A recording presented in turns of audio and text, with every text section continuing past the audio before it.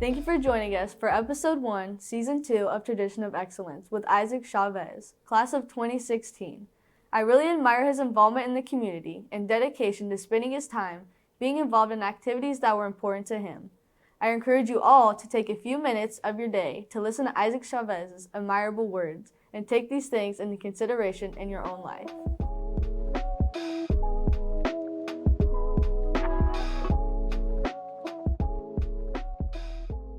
Hello, and thank you all for joining us on the very first episode of Season 2 of Tradition of Excellence. I'm Eli Grasham, and our guest here is Isac Chavez, Hot Dog alumni, Class of 2016. Hello, Isac. How are you doing today? Hello, Eli. Thank you for having me. It's awesome to be on such a nice set here at Frankfort High School. When I was a graduate of 2016, this was all under construction, so we didn't even get a chance to step foot in this. So thank you to you guys at HGTV for having me, and I'm looking forward to answering some questions for you guys. Well, we are so happy to have you, and also so happy to have this set to work with. Now, I'm going to get started off by asking you about what all you did in high school. Yeah, so in high school, I mentioned I was a graduate of 2016. In athletics, I was a part of the football team and the baseball team for 4 years. I was also a part of that back-to-back 2015 and 16 sectional championship teams that helped started the success of Frankfort baseball here to now. Outside of sports, I was very involved in HDTV. Again, very jealous of this set, so it's awesome to be here. When I was off the mic and in the classrooms, I was taking advantage of opportunities that worked with my classmates and with other student athletes. Those were clubs like Student Council. I was voted by my peers to represent my class as a vice president. I didn't get to do that all 4 years as I dabbled with other councils. I was also a part of the Mayor's Youth Council, where that was a council for students to get hands-on and learn about local politics, and it was an opportunity for them to network and engage with local leaders here in Clinton County. Mm. So tell us about the times that you were in student council, because I've been in student council myself, and of course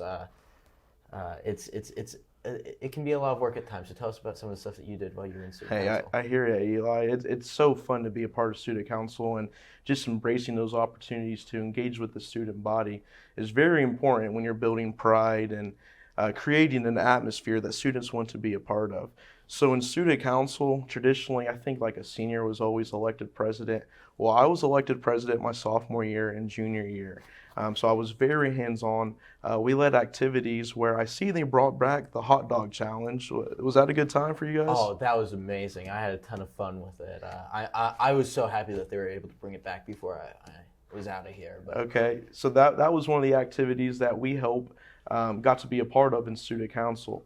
So these student-driven opportunities really helped prepare me to find out what I wanted to do outside of school and moving forward outside of high school. So student council, got to be a part of that for 3 years. I wasn't a part of it my senior year as I got more involved in other councils and just athletics and looking forward to what I was going to do in college. But yeah, student council was so fun, and I'm happy to hear that you're involved as well. Yeah. So speaking of developing your skills for after high school, what have you done since you graduated? Right. So again, we're mentioning I was a graduate of the 2016 class. Now that's almost 10 years ago. That's kind of crazy to say. I still feel so young. A lot of my colleagues that I work with are at the age where they're my friends is like the same age as their grandparents or parents. So I bring them a little youth and try to get them working with me and understanding the youth perspective as well. So while I was doing that, I was just getting more involved. What I wanted to do was working with people in high school. That's how I knew that was going to take me to what I was going to do in college. I was mentored at a very young age to find something that you like and make that your work, because then it wouldn't eventually feel like work, if that makes a little sense. Yeah. So I knew that working with people was something I wanted to do. I actually went to college for 3 years. I left a year early to run for office the first time. Yeah. That was a learning experience. I ran for city council at large and I lost. But I stayed persistent. I stayed involved with the community. I ran for office again for City Council District 5, and I was successful. I'm running unopposed in the general election. I will assume office on January 1st. Working with people and taking advantage of these opportunities in high school really helped prepare me, not only in college, but what I wanted to do after college. In college, I was also a student senator and a representative of the class that would have graduated in 2020. As I mentioned, I left a year early. This isn't a message to drop out of school. Get your education, but for me, things were just taking a different direction, and I needed to get involved and begin my career here in Frankfort. What really brought you back to Frankfort? Because I know you could have gone elsewhere. What brought you back here? Right. So I knew that I wanted to start my career somewhere I had my foot in the door. So it only made sense to begin here in Frankfort. Yeah. I was mentored by a young mayor, and he kind of showed me that working with people was something I wanted to do, and I really embraced that. So I always knew that leaving as a senior from Frankfort, that I would come back to work with people. Now, with that said, outside of City Council, I'm a board member for Rotary and a part of Rotary.